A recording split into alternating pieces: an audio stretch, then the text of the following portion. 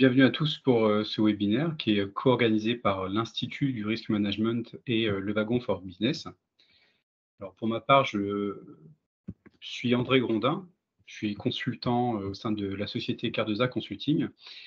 Je suis consultant en gestion des risques et en data et aussi plus particulièrement formateur depuis plus de 5 ans avec l'Institut du Risk Management sur les problématiques de data science appliquées à l'assurance. Et aujourd'hui, j'ai la chance d'accueillir Aurélien Couloumi. Oui, c'est à moi, c'est ça? Tu peux te présenter, oui. Oui, bonjour à tous. Donc je suis Aurélien Couloumi, je suis dirigeant cofondateur d'une société qui s'appelle Nova. Novatech, on fait des technologies en intelligence artificielle et en traitement automatique du langage pour les assureurs, les réassureurs et les courtiers. Je suis également enseignant-chercheur à Lyon 1 et formateur depuis un certain nombre d'années, on va dire, pour l'IRM, notamment sur les thématiques d'IA générative. Voilà. Merci Aurélien. Alors, on vous propose l'agenda suivant pour ce petit webinaire. On va parler un petit peu, suite aux travaux qu'on a pu mener, l'Institut Risk Management et le Wagon for Business depuis 1 an, pour aboutir sur l'unique formation en data science pour l'assurance. On va vous expliquer pourquoi ce rapprochement. Puis, je laisserai la parole à Aurélien pour les illustrations des IA génératives en assurance. Et on pourra alors parler des modalités d'inscription pour les premiers apprenants dès septembre 2024. Et nous vous laisserons la parole naturellement, comme tout webinaire, pour répondre notamment à vos questions. Alors, pourquoi l'IRM et le Wagon for Business se sont rapprochés? L'idée, c'est que, en tant que sorte de formation, on a croisé nos expériences respectives sur la dernière décennie. Et en tenant compte des retours des alumni notamment, on a dessiné un nouveau parcours de formation qu'on pourra vous présenter brièvement ici. Et vous retrouverez aussi sur le site de l'Institut du Risk Management le premier webinaire dédié sur le sujet il y a plus d'1 mois maintenant, qui vous précisera le contenu de la formation. Et ce parcours de formation, vous verrez, vous permettra de prioriser vos efforts d'apprentissage sur ce sujet de la data science pour l'assurance à travers d'applications concrètes. Et d'une part, naturellement, le Wagon for Business avec son expertise data depuis 10 ans, et d'autre part, l'Institut du Risk Management, filiale de formation de l'Institut des actuaires, eh bien, apporte son expertise sur l'assurance. Et donc, coupler ces deux centres de formation, ces deux expertises, fait que DSA aujourd'hui est la seule formation sur le marché qui propose de vous former, soit pour devenir actuaire data scientist, d'une part, ou pour devenir data scientist MLOps. Et le mot d'ordre dans cette formation, c'est de vous équiper à travers plus de 250 heures de cours sur 9 mois, avec 80% de pratique, où vous aurez la chance d'être sur une majorité des cours accompagné de 2 encadrants. On vise au fait une cohorte d'une quinzaine de personnes et on a pour vocation de vous accompagner par lot de 7 personnes pour un encadrant pour 7 personnes. On a mis en place aussi un mentoring collectif et individuel pour tous les gens de la première cohorte. L'idée, c'est qu'on capitalise sur nos expériences passées. Et mentoring individuel, l'idée, c'est de mettre des canaux de communication en place avec les intervenants et vos pairs pendant la formation pour échanger sur les diverses thématiques qui vous seront adressées. Et de manière individuelle, c'est vous permettre d'atteindre vos objectifs personnels, parce que chacun a son parcours aussi de formation, et d'atteindre vos objectifs personnels tout au long de cette formation. On a la chance d'avoir un corps professoral qui comporte à la fois des académiciens qui vous permettront de designer sur mesure vos modèles de data science appliqués à l'assurance, et de l'autre côté, des professionnels comme Aurélien, que je vais laisser la parole après, pour vous montrer directement des cas d'usage et vous permettre de prioriser vos efforts et de connaître les avantages et inconvénients de telle ou telle méthode.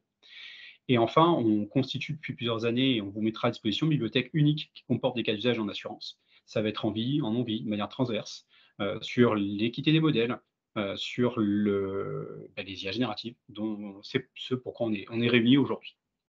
Donc voilà pour les 2 nouvelles certifications de 2024 qu'on vous propose. Et maintenant, il me reste plus qu'à laisser la parole à Aurélien, qui va vous illustrer les sujets des IA génératives en 2024 en assurance. Fantastique. Bonjour à tous. On a une demi-heure, c'est ça André, hein? Tu confirmes? Yes. Je vais vous partager mon écran et puis on va attaquer. Est-ce que vous me confirmez que vous voyez bien mon écran? Fantastique. Comme moi, je suis sur ma machine, je ne vois qu'un seul écran. Donc, si jamais il y a des questions, j'ai pas accès au chat, donc il faudra pas hésiter à l'issue de la presse à me partager un petit peu le chat ou alors j'enlèverai mon partage d'écran. Donc l'objectif du webinaire, hein, sur ce sujet d'IA génératif, il est double. Le premier, c'est vous mettre un petit peu au goût du jour sur ce qui existe sur le marché en termes d'usage d'IA générative et l'usage plus particulièrement qu'on peut en faire en assurance ou en sciences actuarielles. D'accord? Et la deuxième chose, un peu en surbrillance de cette présentation, c'est vous raconter ce qu'on peut vous enseigner à l'IRM dans les différents parcours de formation, parce qu'en fait, l'un est on va dire le pendant de l'autre, parce que c'est souvent ce que vous allez voir, des cas d'usage que je reprends en séance de cours.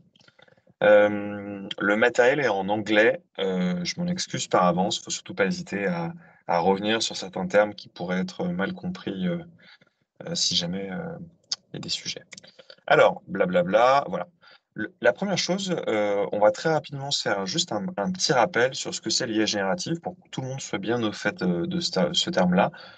L'intelligence artificielle dans son ensemble, je pense que c'est acquis et vu la médiatisation qu'on en fait, il n'y a pas l'ombre d'un doute que vous sachiez de quoi il retourne. Nous, on va parler plus précisément d'IA générative, qui est une sous-branche de l'apprentissage profond. Et cette idée derrière l'IA générative, d'une manière très générale, c'est de se dire que avec ce type de modèle d'apprentissage profond, on peut générer de la donnée. Voilà. Générer de la donnée en assurance, ça peut vouloir dire énormément de choses. Ça peut vouloir dire générer de la donnée numérique, de la donnée notamment tabulaire. Euh, Ça peut vouloir dire générer de la donnée textuelle et ça peut vouloir dire générer des images. Voilà. Dans le cadre de ce qu'on fait à l'IRM, on abordera notamment les deux premières parties, générer de la donnée synthétique numérique et générer de la donnée textuelle. Le premier, en général, la donnée synthétique numérique, on l'associe souvent à un type de réseau de neurones qui sont les algorithmes de génératifs adverses. Ceux-là, ils vont être très utiles lorsque vous allez vouloir copier ou étendre une base tabulaire. C'est par exemple le cas si vous avez un projet de détection de fraude, qui est un cas d'usage qu'on avait présenté l'année passée à 100% Data Science, où on va vouloir étendre des tests, une base de tests, une base de train de fraude, pour mieux comprendre ce qui se passe, pour compléter l'entraînement d'un modèle, etc. Ce qu'on va voir dans la suite de ces slides, c'est surtout la deuxième, de la génération textuelle. Et pour ça, on utilise une autre typologie d'architecture qu'on appelle les transformers. Voilà. Cette architecture de transformers, elle est intimement liée à une autre notion sur laquelle je vais revenir, qui sont les Large Language Models, les LLM. D'accord. La spécificité, tout d'abord, d'un transformers, c'est tout simplement une architecture de réseau de neurones dans lequel on a défini en plus ce qu'on appelle un mécanisme d'attention qui permet sommairement d'apporter un peu plus de poids à certaines séquences d'un input plutôt que d'un autre, ce qui est très utile dans le cadre d'un apprentissage de texte, puisque une phrase, un texte, c'est finalement une séquence de mots. Et pourquoi on parle de LLM lorsqu'on parle lorsqu'on utilise ces transformers, c'est parce qu'en complément de ce mécanisme d'attention, on y a adjoint dans le cadre de l'apprentissage un corpus absolument gigantesque qui nous donne l'occasion d'avoir à la fois des très grands réseaux de neurones et associé à ça beaucoup d'hyperparamètres, hein, donc des poids et des biais, donc du coup qui donnent le premier L à cette idée de large language model. Le language model lui-même étant pas fondamentalement quelque chose de nouveau, hein, puisque ça existait déjà dès 2017-2018. Voilà. L'autre spécificité des LLM, sommairement, c'est la tâche que ça permet d'adresser. La tâche qu'on adresse lorsqu'on fait du LLM, c'est de la génération, de la text generation. C'est la petite image que vous voyez ici. Cette text generation, elle consiste simplement à prendre un input qui contient un certain nombre de mots et à essayer de prédire le mot suivant. Voilà. C'est ça alors, ce qu'on appelle text generation. Et une autre caractéristique très propre au LLM, c'est d'avoir ce côté autorégressif, c'est-à-dire de prendre le mot qu'on a prédit pour s'en servir comme input, pour prédire le mot suivant et ainsi de suite, et donner l'illusion finalement qu'on est en train d'écrire une phrase. Donc c'est ça la text generation. Voilà. Les LLM, vous avez peut-être déjà pu le capter, ils ont plein de caractéristiques. Ça s'apprend, comment manier toutes ces caractéristiques. Les caractéristiques, elles peuvent être de l'ordre du nombre de paramètres associés au LLM. On a des petits LLM qui vont avoir entre 1 et 7 milliards de paramètres, et puis des très gros LLM qui vont avoir 70, 120 et plus milliards d'hyperparamètres. Donc ça, c'est des éléments importants dont on reparle pendant les sessions de cours. Tous les sujets associés aux termes légaux autour de ces LLM qui sont extrêmement importants aussi. Est-ce ce modèle-là est open source? Qu'est-ce que ça veut dire open source? Est-ce que open source, ça veut dire commercialisable? Tout ce genre de choses-là.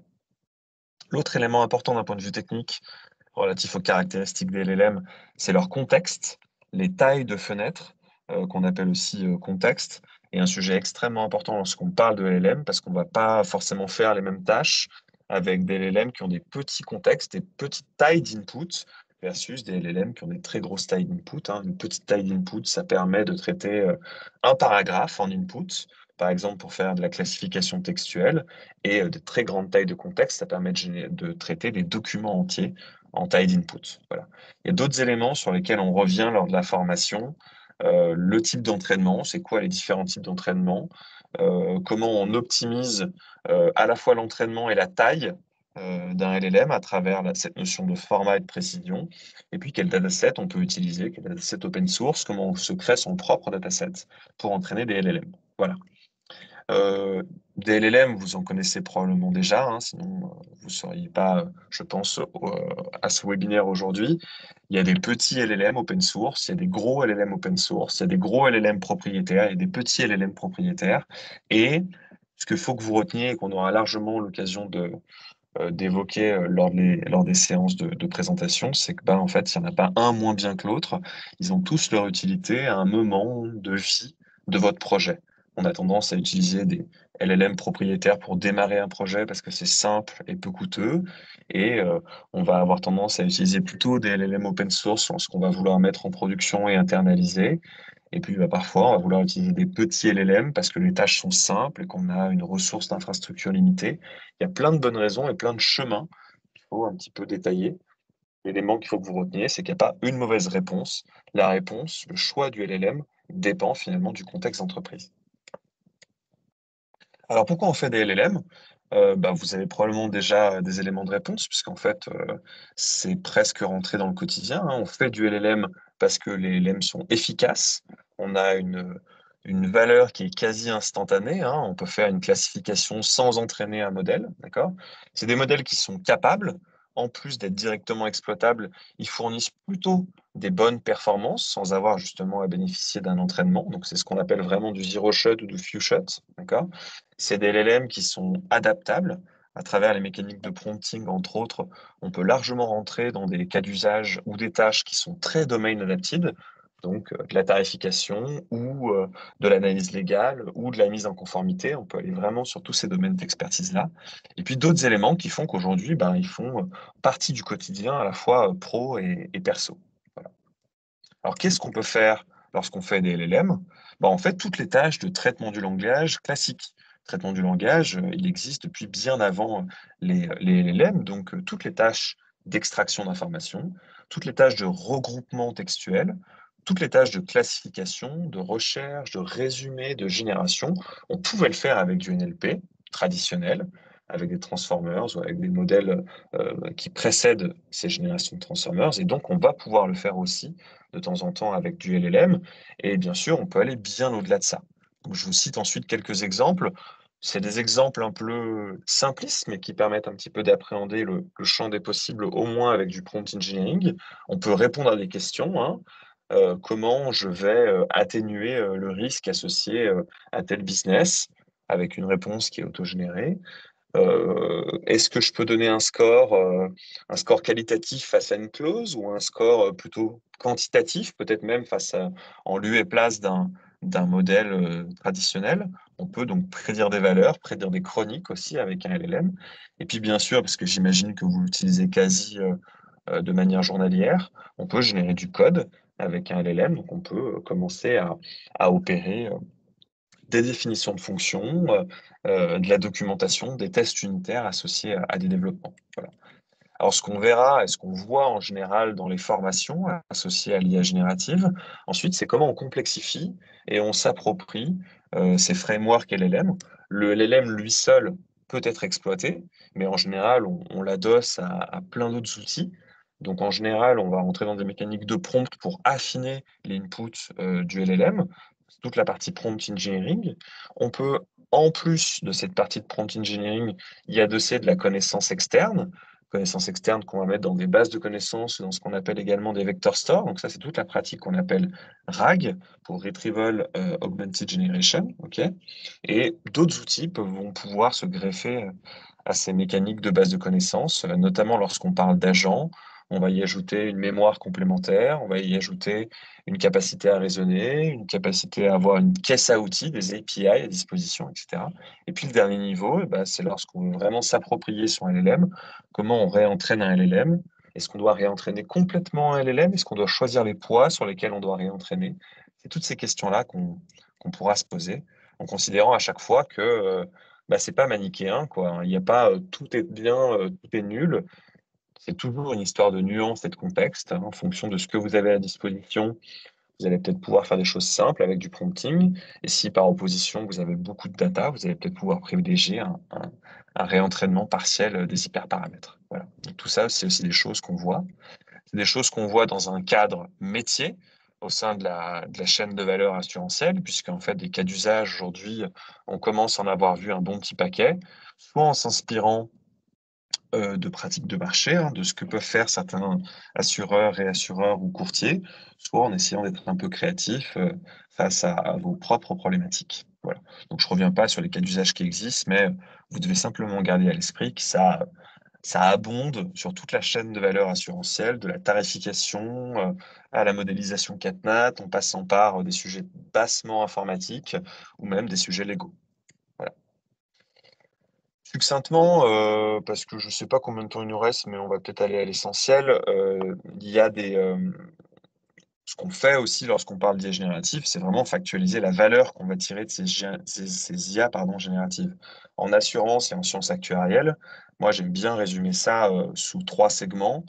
Améliorer l'efficacité, hein, gagner du temps, ça reste le b.a.-ba de la valeur qu'on va aller chercher des sujets IA. Avoir plus de data, ça reste une considération très assurance et actuariat. Et puis étendre son expertise. Étendre son expertise, c'est un peu la boîte de Pandore, hein. C'est parfois mieux comprendre le risque, structurer la connaissance, orchestrer des expérimentations, des explications, de la customisation, etc. Voilà.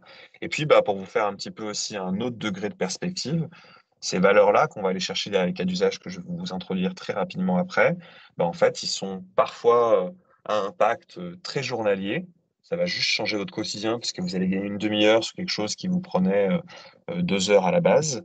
Et puis parfois, c'est des projets qui sont hautement corporate parce qu'ils réabattent, on va dire, les cartes à l'échelle de l'entreprise au complet. Voilà.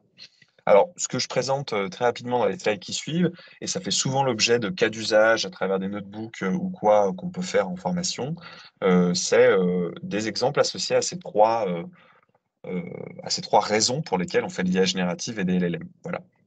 Le premier, améliorer son temps. On cite un exemple dans lequel on utilise principalement du prompt engineering, mais qu'on peut challenger avec du fine-tuning. C'est un exemple de nos amis de la CCR, sur lequel on va essayer d'automatiser le calcul d'une exposition d'un traité de réassurance simplement à la lecture du document. Parce que ce qu'on essaye de faire intuiter à la machine, c'est à travers le prompt engineering, une mécanique de raisonnement pour expliquer comment on calcule une exposition et quelle information il nous faut pour calculer cette exposition. Alors après, le petit jeu qu'on peut faire, c'est voir si ça est autosuffisant en prompt engineering pur, ou si dans certains cas, on va pouvoir réentraîner, par exemple ce qui est fait ici, un modèle Mistral, un petit modèle Mistral, quasiment un SLM, qu'on va fine-tuner sur une instruction et sur un raisonnement sur lequel on a obtenu de la data. Voilà. Ça, c'est un premier cas d'usage qui marche assez bien. D'autres cas d'usage qui sont très associés à votre quotidien, hein, on va pouvoir aller migrer un outil de calcul. Par exemple, c'est ce qu'on avait fait chez Nova, un petit calcul de commission d'un projet VBA ou d'un projet VB à un projet Python, et comment on peut opérer ça de manière un petit peu plus scalable avec un LLM, en passant du 1 pour 1 d'une fonction VB à une fonction Python, et puis ensuite réorganiser l'architecture, réorganiser le UI. Ça, c'est ce que vous voyez là. Voilà. D'autres choses qu'on peut faire qui sont associées plutôt à des tâches réglementaires, qui vont être de comment on transite d'un QRT dans un cadre solvabilité 2, ou même on peut imaginer un cadre IFRS, hein, on va dire un reporting financier autre que celui de Solva 2, donc d'un cadre tabulaire à un cadre sémantique, donc les explications associées à ces tables, en se disant, bah, au moins ça nous fait une trame explicative pour notre SFCR, pour le régulateur à chaque exercice. Voilà. Il y a tout un tas d'autres choses qu'on peut faire relatifs à l'amélioration de l'efficience opérationnelle. Je ne vais pas revenir dessus. Sur la partie avoir plus de données, il y a plein de choses qu'on peut faire à nouveau. Je l'évoquerai par la suite, le cas typique pour de l'assurance et ou des sciences actuarielles, c'est utiliser l'information non structurée et en tout premier lieu les textes libres qu'on peut avoir, soit associés par exemple à des cases disponibles pour de la tarification, soit côté claims. Ici, le cas est un tout petit peu plus advanced. On va essayer de mettre à l'échelle la compréhension associée à des sinistres pour poser un graphe causal. L'idée étant non seulement de connaître de manière structurée la nature du risque, mais aussi d'y induire une forme de causalité, une forme temporelle. Et donc, on pose un LLM par pure prompt engineering, enfin une suite de LLM en l'occurrence. Donc, il y a un petit peu de chaîne de raisonnement aussi là-dedans, pour essayer ensuite d'exprimer à l'échelle de tout un portefeuille de sinistres, en fait, quel est le risque et comment ce risque se distille dans le temps, quelle est la cause, quel est l'événement qui a amené le sinistre, etc., etc. Voilà. Donc là, c'est vraiment de la représentation de la donnée qu'on peut ensuite redistribuer sur des thématiques de prévention, sur des thématiques de risk management, etc. Les autres sujets pour avoir plus de données, hein, comme je vous l'évoquais, hein, il y a le cas d'usage typique, hein, c'est un cas d'usage de tarification. Vous avez de la donnée brute par ailleurs et vous allez étendre votre compréhension de la donnée avec du feature engineering qui est porté par un LLM pour faire du zero shot d'extraction d'entités pour avoir, et c'est ce qui était présenté ici, dans le cadre par exemple d'une tarification cyber, une variable complémentaire qui va expliquer des montants peut-être associés au sinistre, peut-être des devices qui ont été touchés associés au sinistre cyber, ou le mode opératoire, etc., etc. Voilà. D'autres choses qu'on peut faire qui sont, je dirais, plus à l'échelle du prototypage pour l'instant. Certains qui sont déjà affiliés à cette thématique d'intelligence artificielle connaissent probablement les sujets de scrapping et de parsing. On peut étendre le raisonnement avec une approche d'IA générative, avec ce qu'on appelle des large action models. Donc, on peut s'essayer à certains travaux là-dessus, notamment avec un projet qui s'appelle Lavag, qui permet d'opérer des agents web pour aller collecter de la donnée automatique. Donc, l'exemple qui était fait ici, qu'on avait pu réaliser, c'est une collecte automatique et régulière qui se baladait en fait sur le site de l'EIOPA pour aller collecter sur une période précise euh, les, euh, les courbes de taux sans risque associées à des calculs réglementaires qu'on pouvait faire par ailleurs. Voilà. L'autre exemple qui marche assez bien, notamment dans un contexte climate risk, c'est aller aussi poser un agent pour aller euh, interpréter de la géodata issue d'API, notamment par exemple l'API l'API du gouvernement, donc pour comprendre par exemple les expositions CatNat ou les événements CatNat, les déclarations CatNat qui peuvent avoir lieu dans le passé sur une géologue donnée. Et ça, ensuite, s'en servir au sein d'un LLM pour faire une interprétation du niveau de risque, pour compléter par rapport à une tiers donnée qu'on peut avoir de notre côté, etc., etc. Tout un tas de choses possibles donc pour collecter plus de data. Et ça, on commence à être avancé dans la valeur qu'on amène à l'entreprise en procédant ainsi. Puis ensuite, il y a tout le reste. Il y a cette fameuse boîte de Pandore.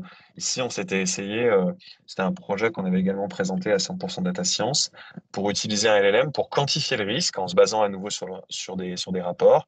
Et là, on essayait d'utiliser un ensemble qui est entre le Retrieval Augmented Generation, le prompt et le fine-tuning pour aller récupérer des facteurs de risque associé à une souscription d'un risque énergie et pouvoir aller scorer, donner des niveaux de criticité par rapport à certains points saillants du dossier vis-à-vis du risque, etc.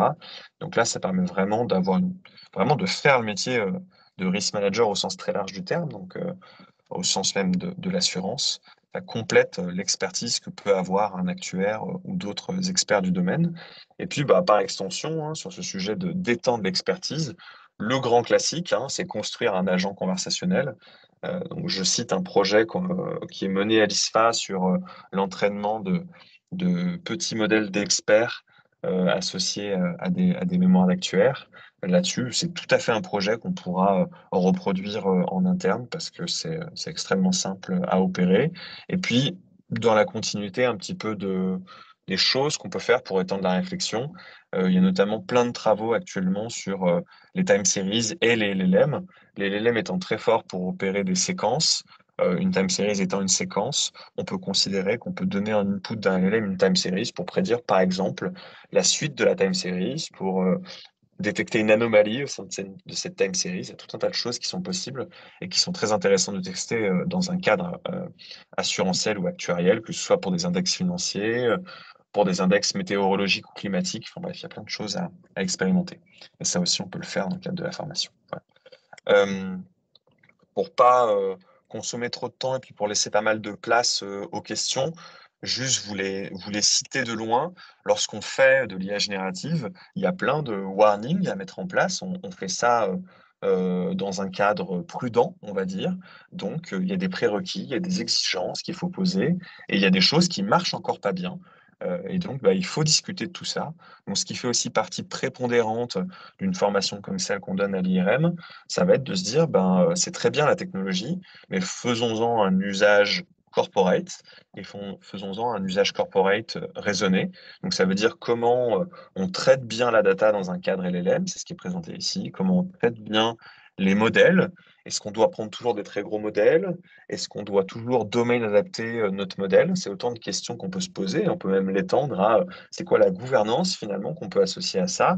Si tant est qu'il y a une gouvernance IA, est-ce qu'il y a à minima une gouvernance data? Comment on l'étend à la gouvernance Gen AI, ce genre de choses? D'accord? Et puis, bah, ça implique aussi des changements humains et des changements informatiques. Donc, on essaie de vous éclairer sur comment amener ces projets-là au sein de vos entreprises, quelle culture il faut donner, comment on définit une roadmap, comment on set up d'un point de vue organisationnel un projet, quelle sensibilité on peut avoir par rapport à l'expérience utilisateur ou aux interfaces associées à ce type de projet d'IA générative. Et puis, bah, quel cadre informatique on pose, hein. C'est souvent le nerf de la guerre, hein. Une fois qu'on a expérimenté, on est face à des DSI qui ont leurs propres contraintes. Et donc, bah, il faut intermédier, il faut voir comment on opère le plus efficacement ces contraintes informatiques, donc des contraintes de sécurité, des contraintes de hardware. Et tout ça, on essaye bah, de le dégrossir et d'essayer de voir ensemble ce qui fait en tout cas foi, ce qui est l'expérience de marché à date. Voilà. Donc c'est autant de choses dont on parle en formation. Et puis bah, bien sûr, dans tous ces domaines-là, c'est des domaines qui sont extrêmement vivants, surtout sur l'IA générative, en particulier dans l'univers académique. Donc il y a plein de petites apartés que je vous ferai sur l'état de l'art académique, où on est l'état de l'art, quel est le niveau de réflexion sur telle ou telle problématique, sur des choses qui ne sont pas réglées, par exemple pour étendre le contexte, par exemple pour rendre des LLM plus scalables, plus petits. C'est les notions agentiques. Donc, c'est quoi un agent? Comment on peut construire un agent? C'est quoi les limites d'un agent? Quelle stratégie financière on peut mettre en place face à ces LLM? Donc, toute la stratégie FinOps. Comment on met en place une donnée d'entraînement synthétique? Est-ce que c'est toujours utile? C'est autant de questions qui seront un peu bon, des domaines de réflexion sur lesquels on pourra largement digresser parce il y a de quoi faire. Et voilà, c'est tout. Plein de choses très intéressantes. Et je me tiens à dispo pour vos questions. J'espère que je n'ai pas trop débordé. C'est nickel, Aurélien, comme timing. Merci pour ce partage et pour ta vision 360 de ce beau sujet des IA génératives qui arrivait déjà depuis plus d'un an sur le marché et on voit que c'est un sujet qui est très dense. Je vais reprendre la main très rapidement avant de vous laisser la parole. L'idée étant de faire le lien, comme l'a dit Aurélien, il est l'un des intervenants et il sera un des co-responsables pour sûr du module consacré aux IA génératives dans la formation. Est-ce que vous voyez bien mon écran? L'idée étant de finir sur une petite slide et pour vous préciser les modalités d'inscription. Je vous avais dit donc c'est une formation qui va commencer en septembre. L'idée c'est de vous embarquer pendant 9 mois, à plus de 250 heures, moyennant 3 à 4 jours par mois. Sur ce parcours technique, donc pour devenir actuaire data scientist ou pour devenir data scientist MLOps, vous avez un prix pour les actuaires rattachés à l'Institut des actuaires de France qui est à 13 275 € TTC, et pour les non-actuaires, le montant de la formation est à 14 750 €. Alors les places sont limitées. L'idée c'est que n'hésitez pas, pour une quelconque question ou pour récupérer directement le formulaire, ou parce que vous ne savez pas comment adresser le sujet auprès de votre hiérarchie, ou pour X autres raisons, n'hésitez pas au fait à faire un message, un mail à formation@institutjurisquemanagement.fr, donc non seulement pour vous inscrire, mais si vous voulez tout simplement être conseillé sur votre propre parcours de formation. Je fais partie de la direction scientifique avec Anna Tchefner et avec les gens de Le Wagon for Business. On sera très content en fait de pouvoir vous épauler sur votre parcours de formation dans votre carrière professionnelle, que ça s'inscrit dans vos électifs de carrière professionnelle à court et moyen terme. Donc voilà, n'hésitez pas à donc envoyer un message à formation@institutjurisquemanagement.fr. Et puis, juste avant de vous laisser la parole, je tiens à nouveau à remercier Aurélien. Je tiens notamment à remercier Stéphanie du côté de l'Institut du Risque Management qui œuvre beaucoup pour nous permettre de gérer ces webinaires, et ce toujours de manière qualité et efficace, enfin d'une très bonne qualité pardon, et efficace. Et je remercie bien sûr les autres personnes de ce partenariat de Le Wagon for Business et donc de l'Institut du Risque Management pour vous permettre de vous présenter cette unique formation, encore une fois, qui permet d'adresser les sujets de data science à l'assurance. Maintenant, à vous de jouer. N'hésitez pas à prendre la parole, à poser votre question via la conversation ou via le Q&A. Et Aurélien et moi, on pourra vous répondre sur ces prochaines minutes.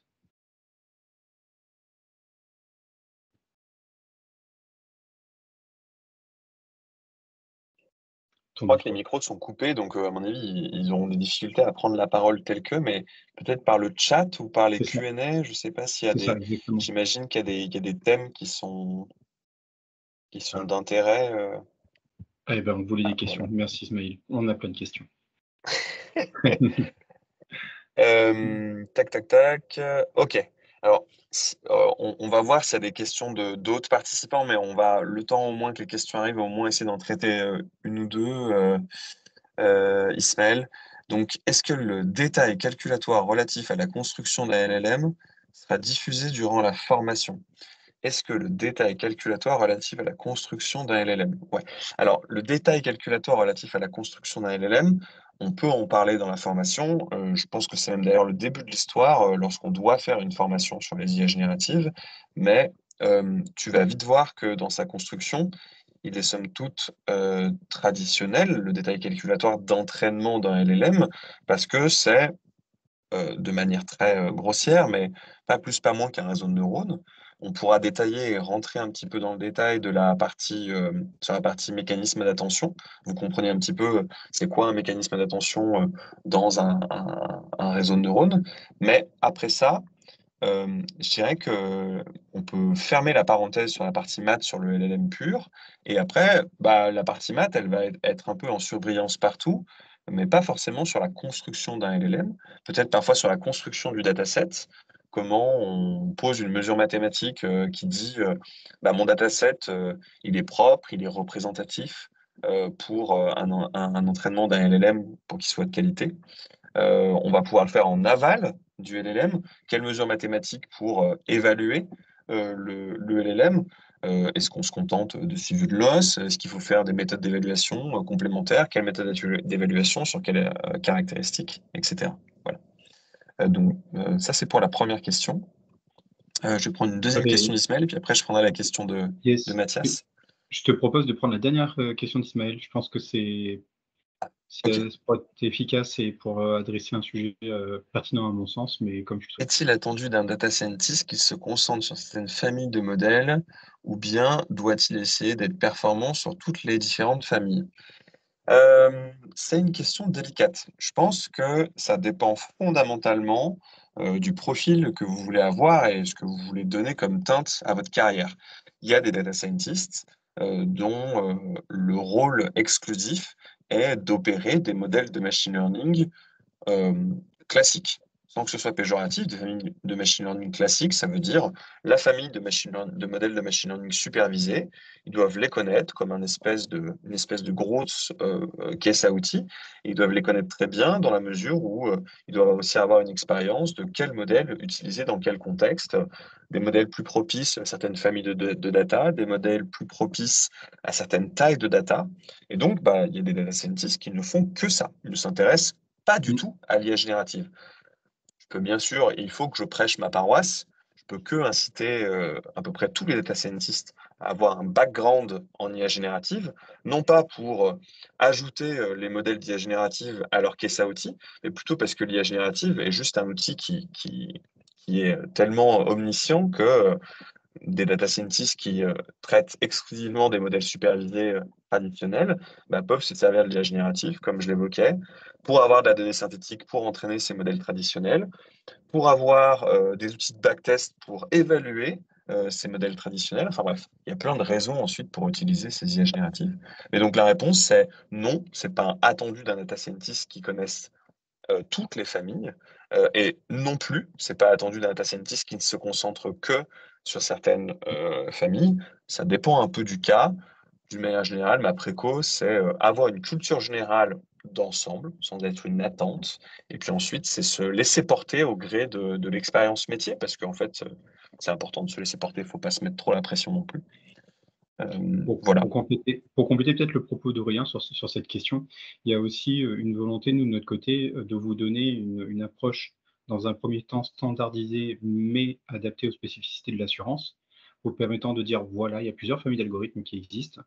Suivant les cas d'usage que vous rencontrerez, il y en a certaines qui sont meilleures que d'autres.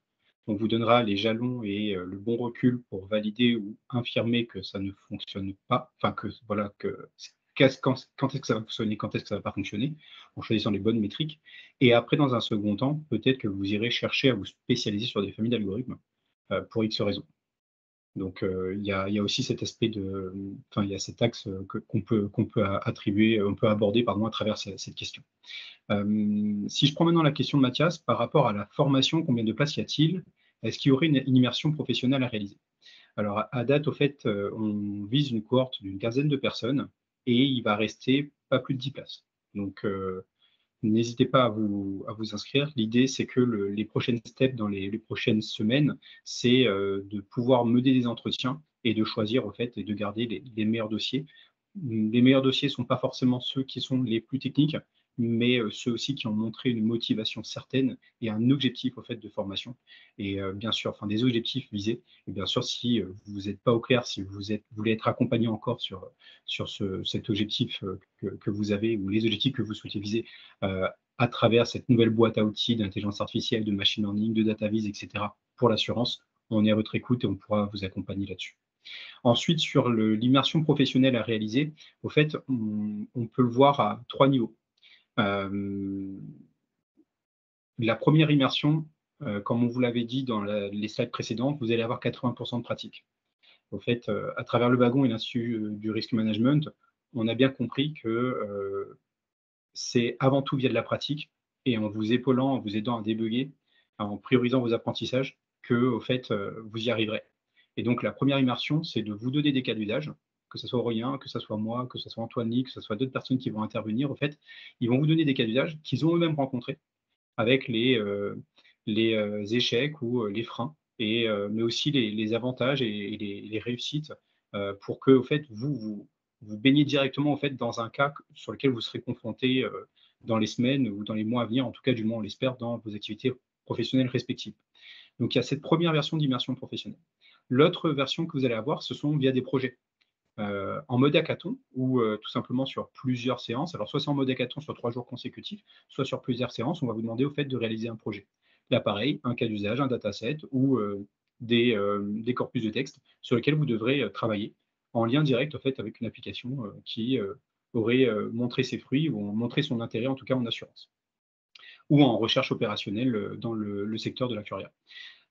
Et enfin, la dernière immersion qui sera la plus immersive, entre guillemets, et désolé de réutiliser le mot pour le décrire, mais au fait,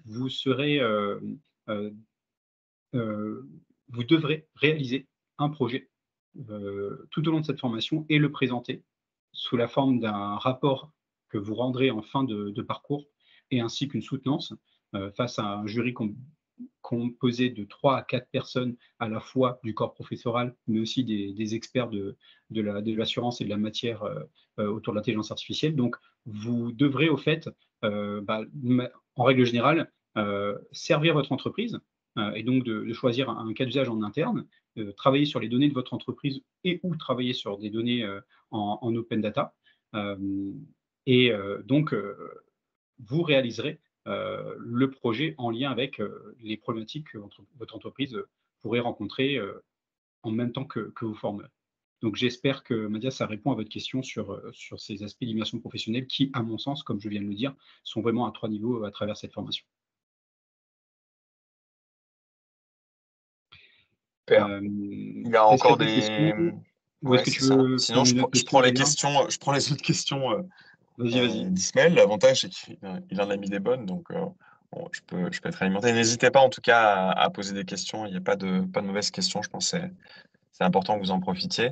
Euh, la deuxième question, elle est chouette. Donc, comment expliquer malgré la solidité des modèles et des paramètres l'existence de biais aberrants, on peut même généraliser en fait hein, l'existence de problèmes et comment les prévenir? Bah, tout ça, ça fait partie un petit peu de ce qu'on explique en cours. Pas plus tard que hier matin, je faisais une présentation à ce sujet. Au regard de chaque chose, problème qu'on peut avoir, il y a à date des mécaniques pour au moins, si ce n'est contourner, maîtriser le problème.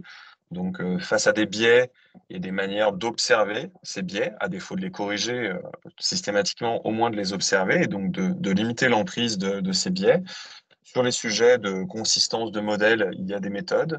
Sur des sujets de stabilité de modèle, il y a des méthodes. Enfin, à chaque problématique, il va y avoir des métriques, des benchmarks, d'autres modèles pour soit observer le problème, soit résoudre le problème. Donc tout ça, ça s'apprend, hein. Ça fait partie de la gouvernance d'IA générative et ça fait partie du bagage qu'on doit avoir lorsqu'on construit un modèle, puisque on ne construit pas de manière irresponsable ce type de modèle. Euh, Comment les prévenir en pré-production de façon automatisée? Bah, comment les prévenir en pré-production? En pré-production de façon automatisée, bah, en fait, c'est mettre ces méthodes d'évaluation au regard du projet en pré-production et suivre ça dans le temps. Ça reste, même si c'est certainement pas exhaustif, la méthode la plus classique et pérenne pour avancer. Donc, c'est du LLM Ops. On suit ces métriques dans le temps et on s'assure qu'elles ne bougent pas trop. Voilà. Quant à la troisième question, quid également des coûts liés à cette technologie et peuvent parfois représenter des investissements importants? Tout à fait, c'est une très bonne remarque, hein. Dans les freins à ces technos hein, que j'évoquais, on vous fait aussi quelques retours d'expérience sur quand est-ce qu'on doit payer pourquoi et aussi la pleine mesure de ce que ça coûte d'utiliser un LLM, comment on peut optimiser avec des méthodes simples certains coûts de LLM. Parfois, il s'agit simplement de réduire la taille de contexte. Parfois, il s'agit simplement de passer d'un outil propriétaire à un outil open source parce qu'en fait, la tâche est relativement simple et les coûts sont équivalents. Parfois, c'est un petit peu des sujets d'infra, donc c'est des sujets qu'on ne maîtrise pas forcément tous, mais pour lesquels on peut avoir une culture pour dire à notre DSI, bah, il faudrait peut-être plus que tu t'orientes vers ça ou plus que tu t'orientes vers ça. Donc, à nouveau, sur l'aspect coût, il y a une culture générale à avoir. Il y a des bons réflexes à avoir. Quand est-ce qu'on utilise quelle taille de LLM ou quelle nature de service LLM? Et puis après, bah, il y a des modes opératoires pour réduire les coûts durablement, euh, passer d'un modèle fermé propriétaire à un petit modèle open source fine-tuné. C'est un exemple dont on pourra parler, mais il y en a d'autres. Voilà. Et je suis à court de questions. Ben, merci Aurélien en tout cas pour ton éclairage et tes réponses sur ces différentes questions et merci à Ismaïl et Mathias pour les avoir posées. Écoutez, il ne me reste plus qu'à vous remercier tous pour ce webinaire, pour votre présence et ces interactions. N'hésitez pas en tout cas à nous contacter à formation@institutdurisquemanagement.fr. N'hésitez pas notamment, si cet échange a été riche pour vous et que vous souhaitez le conseiller à d'autres personnes autour de vous, de republier tout simplement ce webinaire sur LinkedIn, ou en tout cas de le partager autour de vous, et on reste encore à votre disposition. Et on vous souhaite une bonne soirée.